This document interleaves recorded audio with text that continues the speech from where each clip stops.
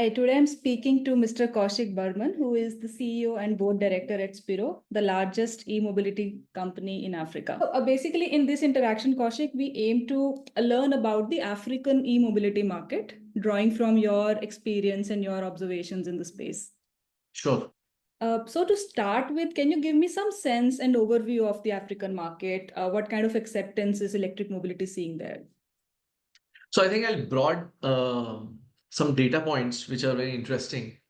Um, Africa has 54 countries, very diverse between north and south, east and west, a lot of diversity. Very similar to India in terms of so many states diversity. That's one. Two, if you just compare population to population, young demographics, similar to India, 1.4 billion population in both African continent and India as a country, right? Same population, young demographics.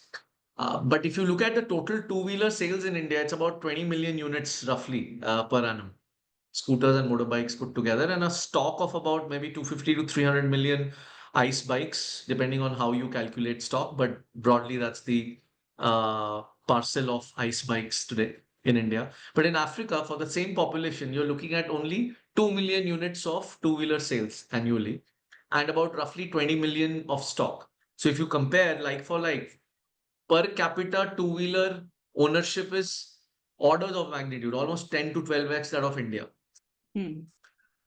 So one can view this as an opportunity, or one can say, man, this is too less opportunity. We can wait. It's a choice.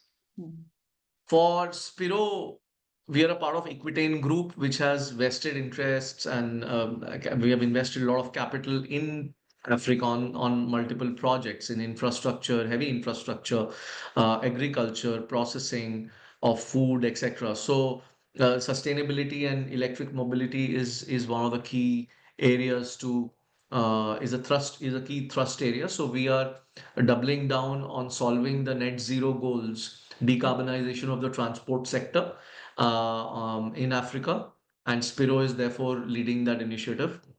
We are a Time 100 most influential companies of 2024. We've just won the FT Financial Times Award for in the sustainability category as a Pan Africa player, which is present, and our efforts are to localize, build a vertically integrated value chain in Africa. So within Africa, can you give us some sense of which regions or which countries are seeing faster adoption of electric vehicles? It's actually it's not a very straightforward answer. Now, East Africa is, I would say, East Africa comprising of countries like Kenya, Uganda, Rwanda, Tanzania, Ethiopia is also considered is a cluster which is kind of from a purchasing power parity and per capita GDP standpoint is higher than that of West Africa or Sub-Saharan Africa. Sub-Saharan Africa, the largest market for two-wheelers is Nigeria, which is a very large market but has its unique challenges because electricity supply is short in Nigeria. Similarly, DRC is a very big country and has a huge land mass, but again electricity shortages. So and if you go to South Africa again, they're short on electrons. So therefore, it's a compounded challenge to make sure that you build an infrastructure which can enable electric vehicles, but at the same time, that infrastructure needs to have a supply reliability of electrons, right? Only then you will be able to deliver on the promise. So therefore, one has to figure out a business model while you're operating in multi-dimensional constraints in terms of hard terrains, supply chains need to be built, infrastructure needs to be built, and the energy to make sure that the charging or swapping infrastructure runs properly, that needs to be built. Yeah. Right? So those are the sort of operating constraints. Understood. If we talk about vehicle segments, it's again light EVs that are gaining traction initially, or do you see uptake of four-wheelers as well? Good question. So, see, at the end of the day, we have to understand that the public transportation in Africa is non-existential. I mean, broken, right? In India, you have metro corridors, you have a reasonably well-oiled bus network and all of that stuff, right? So it kind of is very different from Africa. So now, for transportation to happen, people take the bike to move from point A to point B. In fact, since the ownership is low, the first use case is the bike taxi segment, similar to Rapido in India, where people use the two-wheeler to move from point A to point B or ship products from point A to point B on the bike. So therefore, the duty cycles are quite intense for a two-wheeler. Now, three-wheelers also are gaining a lot of traction for both passenger. Three-wheeler is actually quite huge demand in West Africa, Nigeria, in certain pockets in East Africa. Cargo three-wheelers are again fragmented market. In the EV space, both two-wheeler and three-wheeler EVs are super early stage in terms of commercialization. So therefore, Spiro is the largest EV player with about 21,000 electric motorbikes already operational in about 7 markets in Africa. So you brought up a very interesting point of bike taxis. We understand that they're very popular in many parts of Africa, and it's mostly the motorcycles. When we talk about two-wheelers in the African continent, motorcycles make the lion's share of two-wheelers, right? Not scooters as much. So if you broadly look at even India, Hmm. 65 to 70% of the two-wheeler stock is motorcycles. Hmm. And within that, two or three brands stand out as the largest share of that market, whether it's a Hero Splendor or now Honda Shine. Um, Essentially, these are the big players. Why? Because motorcycle can carry more load. And if you go up beyond just the metro cities, even in India, you will see the mainstream owns the motorcycle, right? For Hmm. multiple use cases, not just bike taxi. Now in Africa, obviously, basis the build of the people, the Hmm. weights are, need to be carried are much bigger, Hmm. and they carry cargo as well from point A to point B. So you need therefore motorcycles and sturdy ones to actually do the job. And most of the African landscapes have high gradient as well. So a scooter with a low power motor will not be able to even do the job. That's point number two. Point number three is, see, again, as I said, it links back to the total two-wheeler sale sold in Africa versus in India. Because of the lower propensity to spend on vehicle ownership, which is changing rapidly as more young people get into job market and are earning.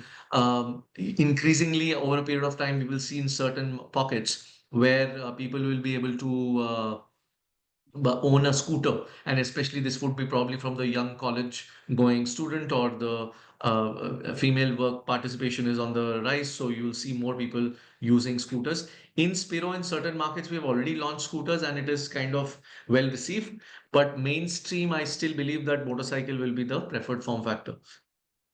Okay, and can you share some observations as to when you are operating electric motorcycles as bike taxis versus regular petrol motorcycles? What kind of economical advantages do the operators have? First and foremost, they run intense duty cycles on an average around 200 kilometers per day of driving, right? Which is already intense. And you can imagine they're carrying people, sometimes it's carrying goods. So the intensity goes up. Second point is fuel pricing in most of the markets in Africa is kind of administered pricing because the government wants to keep the fuel pricing low. From an inflationary shock standpoint, it helps. Having said that, Africa is also importing a lot of refined gasoline, Okay. and that leads to an impact on the currency because it kind of hammers out the currency and it has an impact on the exchequer. So there is, and then the second order issues are around healthcare and all of that because of the carcinogenic emissions. Hmm. And most importantly, in some of the poorer markets in Africa, the customers naturally gravitate towards a second hand or a third hand product, ice bike, which leads to even worse emissions. So therefore, this is a compounding problem, right? And so therefore, fuel prices will go up, and the distances will continue to be similar, right, in terms of commuting. And therefore, having a good electric vehicle and making sure infrastructure will help them not only at a total cost of ownership basis, but also the running cost will be much lower, which Mhm. therefore they can channelize in either buying more assets or using that for consumption, etc. It's a multiplier effect. So with an electric bike, basically you're looking at anywhere between, depending from market to market, between 15 to 30%, let's say, savings in the running costs. Right. And in terms of policy support, also, we keep hearing tidbits of news. There was recent one from Rwanda that got a lot of limelight. So can you give us some sense of how the government support for electric vehicles overall? Governments are doing a lot, actually, to be honest. I'll give you a very specific case which I've published also on my LinkedIn. Rwanda is a classic case. It's in East Africa, very progressive country. And they have come out with a mandate that in 2025, starting Jan, there won't be any registration of gas motorbikes. Mm. Now In the imagine, capital, right? Not for the whole country. It's only for the for the capital. whole country, for the Oh, whole the country. whole country. Oh, all right. Yeah. Okay. And this is on the back of Ethiopia coming out with a mandate like this. Now it is a very bold move. You have to, what you're signaling to the industries, come and actually build this infrastructure out so that my citizens can have access to clean air. Hmm. How many and this is a classic case where this will be taken as a case study for replication into other countries as well. Hmm. What kind of opportunities do you see for businesses in India related to electric mobility? What kind of opportunities are there in Africa? There is a huge opportunity. There are unknown unknowns, there are known unknowns. So therefore, it's not a slam dunk. It is a complex game to solve. But coalitions and partnerships will help de-risk and meaningful partnerships, which is not always at loggerheads, but in terms of what complementary strengths respective partners bring to the table, whether it is tier one suppliers or whether it is OEMs or whether it is energy infrastructure companies. We at Spiro will be very welcoming to creating a partnership coalition where we can take the strengths, leverage on the strength, our strengths, and then bring complementary strengths to create that ecosystem. In Africa, the good news is, as I said, since the baseline is low in terms of the EV footprint or even ICE footprint, there's an opportunity to uh, transform the mobility landscape very quickly in terms of consumer adoption, driving awareness campaigns, etc. Governments are willing to listen to. Governments may not have immediate money to disburse like FAME 2 in India, but governments are welcoming industry to come and localize. So there's an opportunity for suppliers and industry participants to look at Africa in the long run and come for a meaningful discussion, not just view this continent as a trading opportunity. Mhm. Okay. So, do you see any opportunities for manufacturing and R&D there as well? Absolutely. Like, for example, in Spiro, I can tell you that we have an Africa Center of Excellence and Innovation. This is Pan Africa. Mhm. We've set it up in Nigeria because the talent availability in Africa is phenomenal. I mean, really good quality of undergrads, grads, folks from very good institutes who have done R&D in battery technology, in IoT, in software. We are hiring people, locals, upskilling them. We have institutionalized what we call a Spiro Academy that helps in upskilling local talent. And upskilling is a two-way street. So we also learn from the graduates who join us in terms of how they are thinking. So we have started our first manufacturing facility in Nairobi in Kenya. The second one is going live in Nigeria. So there are huge, humongous opportunities to do manufacturing in Africa. I mean, I would like to also, and I do this advocacy when I meet heads of states and policymakers.